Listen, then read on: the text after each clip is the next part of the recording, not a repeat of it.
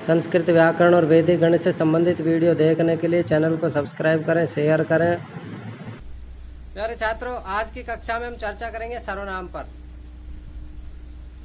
संज्ञा के स्थान पे जो शब्द काम आते हैं उनको हम सर्वनाम कहते हैं, और उनको सर्वनामों को हम क्यों प्रयोग करते हैं। जब किसी संज्ञा का रूप एक ही वाक्य में या एक पैराग्राफ में बार बार आने के चांसेस हो, तो वहां पर हम उस संज्ञा का रूप ना लिख करके, उस संज्ञा को नहीं लिख करके, उस नाम को नहीं लिख करके उसकी जगह सर्वनाम का प्रयोग करते हैं। देखो, संज्ञा के स्थान पे जो प्रयुक्त होते हैं उन शब्दों को हम सर्वनाम कहते हैं।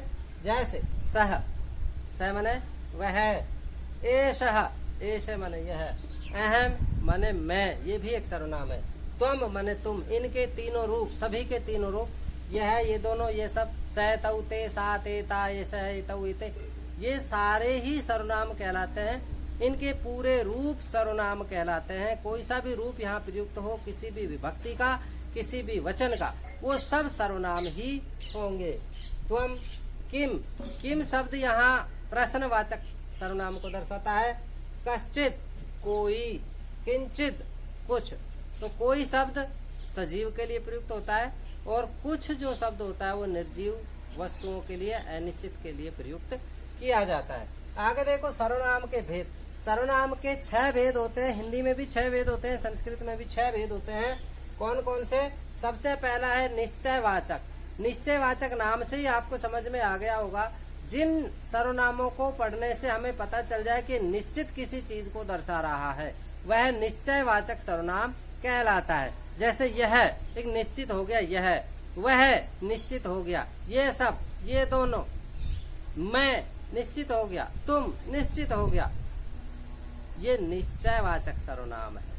जिस सर्वनाम से किसी भी संज्ञा के स्थान पर निश्चित का बोध कराने के लिए जो प्रयुक्त होते हैं निश्चयवाचक, और जो निश्चित का बोध नहीं कराते हो वो अनिश्चयवाचक। अनिश्चयवाचक जैसे क्या होता है? कोई, जैसे आप अंदर बैठे हुए हैं, दरवाजा किसी ने खटखटाया, तो हम क्या कहेंगे? कोई दरवाजा खटखटा रहा है। तो वहां हमें निश्चित नहीं है कौन है, वो बाहर जो है वो संज्ञा है, उसकी जगह हमने शब्द प्रयुक्त किया कोई, तो ये अनिश्चयवाचक सर्वनाम है। दूसरा, कुछ, जो निर्जीव वस्तुओं के लिए कुछ का प्रयोग करते हैं। जैसे हमारी आंख में गिर गया, तो हम क्या कहेंगे? आंख में कुछ गिर गया। तो ये कुछ जो शब्द है और कोई जो शब्द है, ये अनिश्चयवाचक सर्वनाम है, और इनका संस्कृत रूप होता है कश्चित और किंचित। कश्चित माने कोई। अब इसके भी किम शब्द के जो रूप चलते हैं, उसके पीछे चित लगा देने से अनिश्चयवाचक सर्वनाम वो प्रश्नवाचक से हटके अनिश्चयवाचक में आ जाएगा। इसी प्रकार किंचित, ये नपुंसकलिंग का शब्द, दोनों एक ही चीज है। ये पुल्लिंग में लिख दिया, ये नपुंसकलिंग में लिख दिया। ये अनिश्चयवाचक को दर्शाता है, ये निश्चयवाचक को, सॉरी, ये सजीवों के लिए प्रयुक्त होता है और ये निर्जीवों के लिए प्रयुक्त होता है। तीसरे नंबर पे आता है पुरुषवाचक। तो पुरुष क्या होते हैं, इसके लिए अलग से एक वीडियो आएगी, फिर भी थोड़ा सा इस वीडियो में हम चर्चा कर लेते हैं। पुरुष 3 होते हैं, हिंदी में भी और संस्कृत में भी। एक होता है प्रथम पुरुष, एक होता है मध्यम पुरुष, और एक होता है उत्तम पुरुष। हिंदी में प्रथम पुरुष की जगह अन्य पुरुष प्रयुक्त करते हैं। अब ये क्या होते हैं पुरुष? देखो, जब कोई भी बात हो रही हो तो वहां पे एक व्यक्ति बोलने वाला जब अपने बारे में बात करता है, बोलने वाला सुनने वाले के बारे में बात करता है, या बोलने वाला ना स्वयं के बारे में, ना सुनने वाले के बारे में, बल्कि किसी अन्य के बारे में बात करता है, तो यही 3 पुरुष होते हैं। बोलने वाला यदि स्वयं के बारे में बात करे तो वो उत्तम पुरुष होता है। जैसे मैं पढ़ता हूँ, तो यहाँ मैंने बात की किसकी? मेरी, मैं पढ़ता हूँ। तो जो मैं शब्द हुआ, मैं के जितने भी रूप हैं वो सब के सब उत्तम पुरुष कहलाते हैं, तो वो पुरुषवाचक सर्वनाम है। संस्कृत में जिसका रूप होता है अहम, आवाम, वयम, मैं, हम दोनों, हम सब। इसी के 7 विभक्तियों में रूप होते हैं मेरा, मेरा, मुझ में, मुझसे।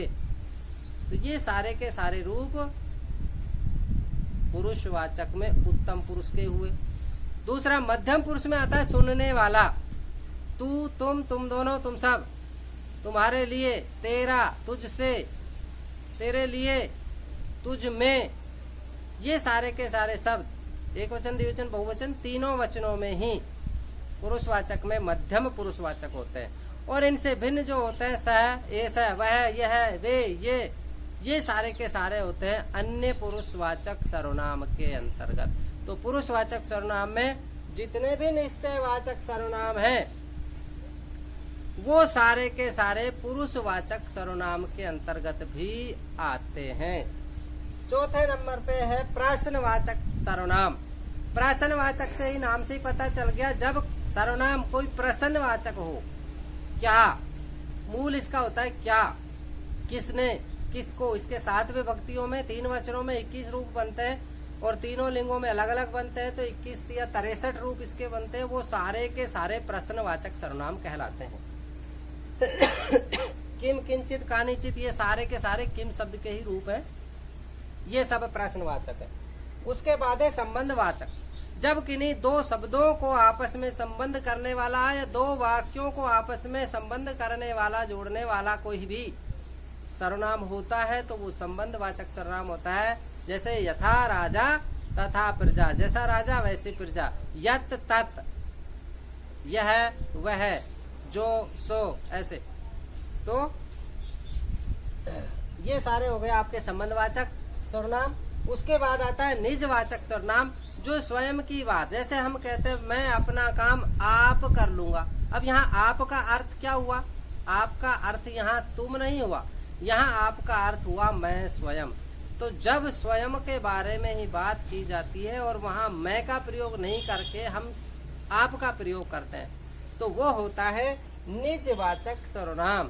तो इस तरीके से एक बार फिर से रिपीट करते हैं। संज्ञा के स्थान पे प्रयुक्त होने वाले शब्दों को हम सर्वनाम कहते हैं। संज्ञा हमने पिछले चैप्टर में पढ़ी थी, किसी के भी नाम को हम संज्ञा कहते हैं। अब वो चाहे किसी वस्तु का हो, व्यक्ति का हो, स्थान का हो, किसी भी चीज का नाम हो, उसी को हम संज्ञा कहते हैं। ध्यान रहे, नाम को ही संज्ञा कहते हैं, उस वस्तु को संज्ञा नहीं कहते, उसके नाम को संज्ञा कहते हैं। और उनकी जगह पे यदि हम प्रयुक्त कर देते हैं किसी शब्द को तो वो सर्वनाम कहलाता है।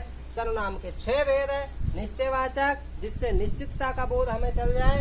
अनिश्चयवाचक, जिससे निश्चित नहीं हो कोई या कुछ, इस तरीके से। पुरुषवाचक सर्वनाम, निश्चयवाचक, अनिश्चयवाचक, ये सारे ही इसके अंतर्गत शामिल हो जाते हैं। प्रश्नवाचक सर्वनाम, जब कोई सर्वनाम प्रश्न करता हो, प्रश्न के पूछने वाला हो। संबंधवाचक सर्वनाम, जो आपस में 2 शब्दों को जोड़ने वाला या 2 शब्दों के बीच में आने वाला हो। और निजवाचक, जब निजता की बात करता हो। तो इस प्रकार से ये हमारे सर्वनाम 6 प्रकार के थे। अच्छी तरह से 2-3 बार वीडियो को देखिए और अधिक व्याकरण के और वैदिक गणित के वीडियो देखने के लिए आप ज्ञानदान चैनल को सब्सक्राइब कर लें। इसकी प्ले लिस्ट में आपको अलग अलग वीडियो वैदिक गणित के और संस्कृत व्याकरण के मिल जाएंगे। सारे वीडियो को आप